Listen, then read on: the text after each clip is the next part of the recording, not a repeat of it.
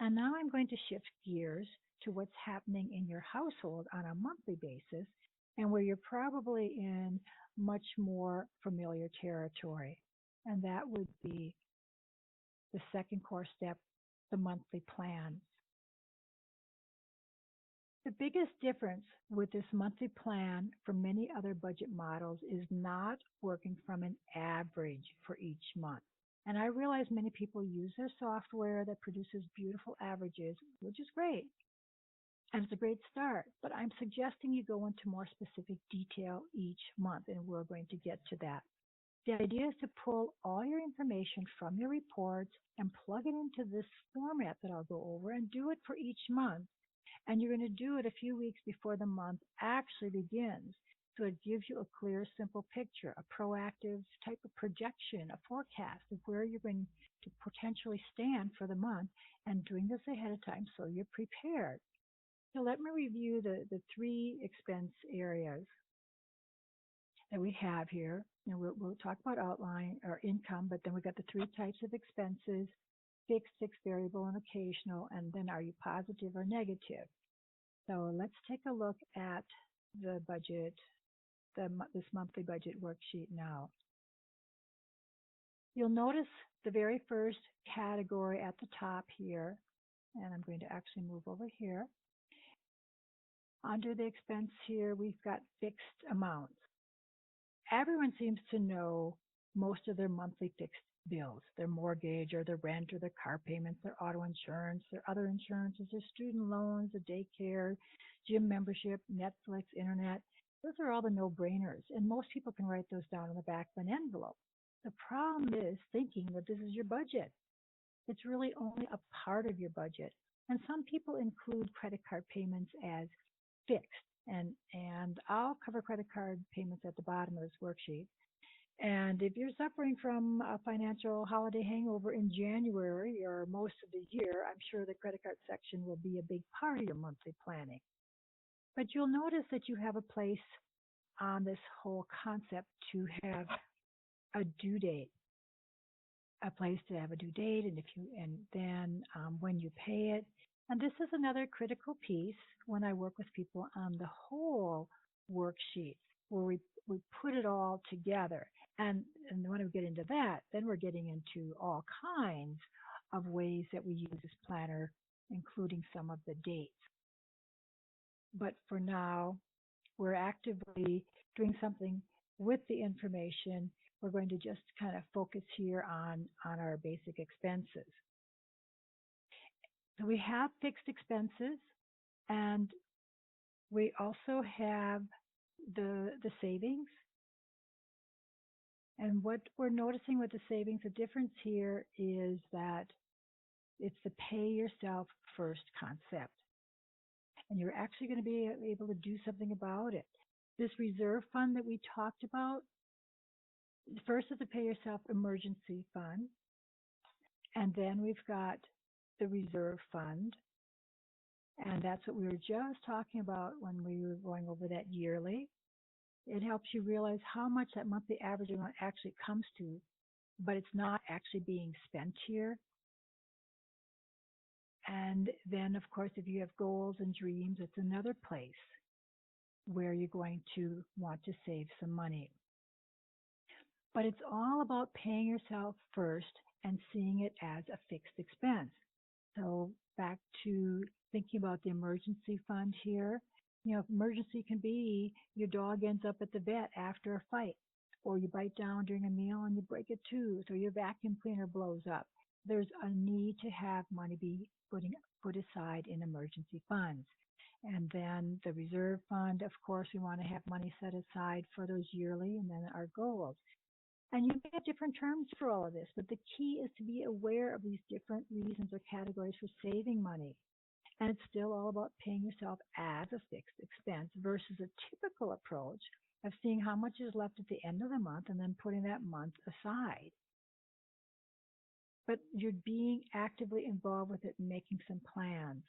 And it's also a lot there's a difference from just dividing a year's worth of expenses by 12, which people tend to do and think that that's the monthly amount that you're going to spend, but that's not usually how it works. So we have fixed amounts, and then we have fixed variable amounts. And the fixed variable amounts, this is where people kind of get a little mushy.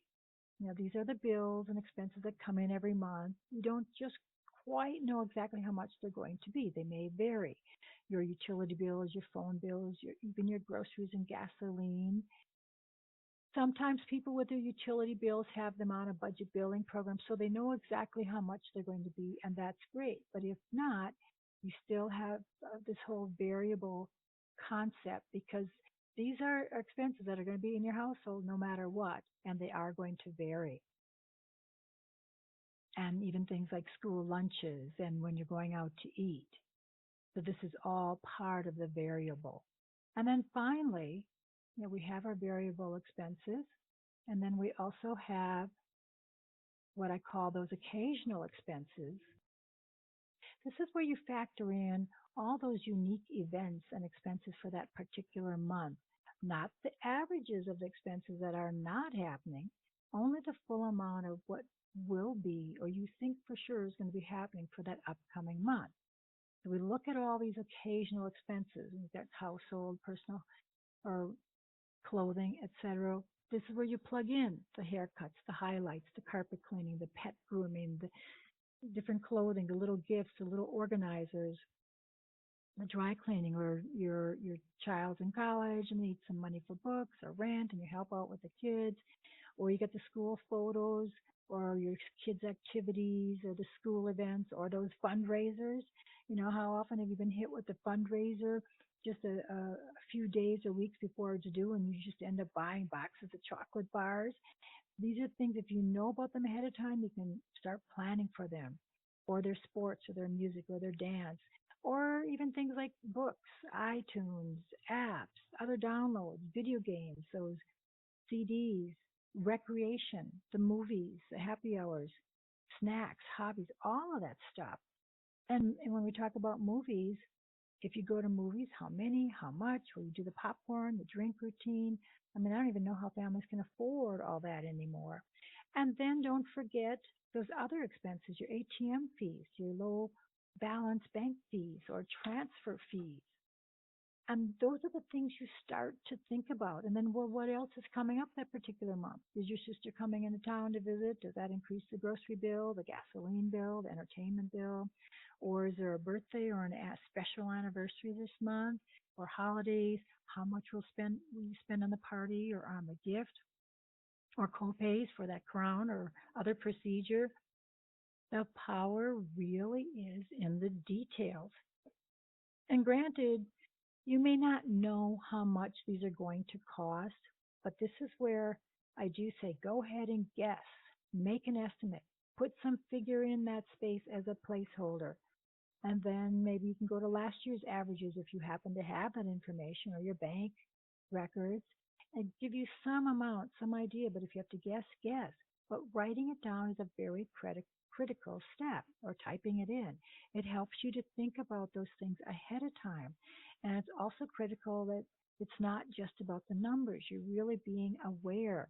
There's a lot more that's really going on in the background with the whole sensory input element. And again, that's all part of a longer presentation that I talk about how that all impacts our budgets and how we do things. But the key point is you're being proactive. You're anticipating what you might spend and making sure you have enough income to cover those expenses versus being reactive, spending whenever you see a sale online or a flash sale or a special discount because you think you have the money or you depend on your credit card. This occasional section is really the part that blows away most monthly budgets. You're not planning out the details ahead of time. And then we get to that credit card section, and that can vary from minimum to higher payments. And you want to make sure you have a way that you plug those in as well. Then we're going to total all of these expenses, the fixed variable, the occasional, and then we'll write them all down. And you may think, okay, that was pretty thorough. I've got it all. And as you look at all that, okay, we've got 5,100 for expenses and our income of 52. I'll get to that a little later. But then you have to stop and think, well, wait a minute, do I have everything? And then you realize, oh, well, I forgot. Maybe we have to go back to this yearly and whatever month, let's say it's the month of February, and suddenly you're realizing, oh gosh, I have a lot of other things that are coming up, insurance and some dental expenses and some dues that are coming up and magazines and gifts. And that's like an extra $1,300 worth of expenses. So you want to find a way to plug those in. Now, granted, that is also part of this reserve, but if you don't have money in reserve, you still have to find a way to make sure you're going to plug those in and know that they're there as an expense. The focus has been on all the possible expenses and projecting as many as you think you can. And it's a given, there's always going to be something that's overlooked. Plus, as you know, there's always those occasional, totally unexpected events and expenses. And that's another reason you want to try to have a buffer built in as extra money each month and money in your emergency savings. So now I know I've covered a lot of information and have a bit more to cover for this monthly concept and the final daily concept.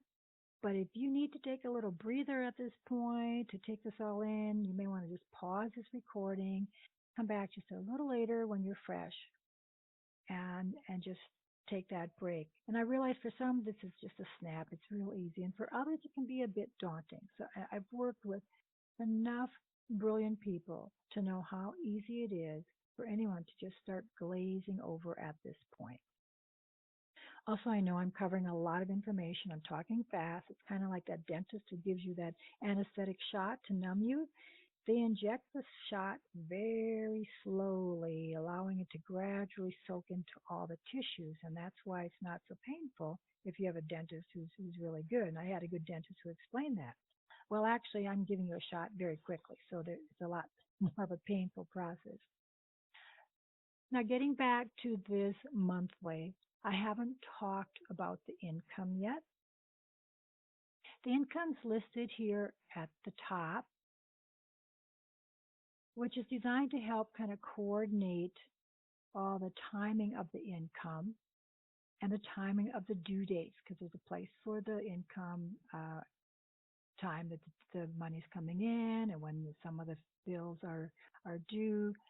And there's a whole lot more to that concept of how you're going to use the rest of the worksheet with all those columns under that income amount, which is a very effective concept. But again, this is just all part of a much longer presentation. And part of that is, as I had a quick glance before, it will be something like this. And at first, this whole worksheet can look pretty confusing, but once you understand how to use it, this too is a very powerful concept and very flexible and customizable for your own unique situation. And the concept has made an enormous impact for so many couples and households to be able to utilize a way to plan out when and how much am I going to pay as each paycheck comes in.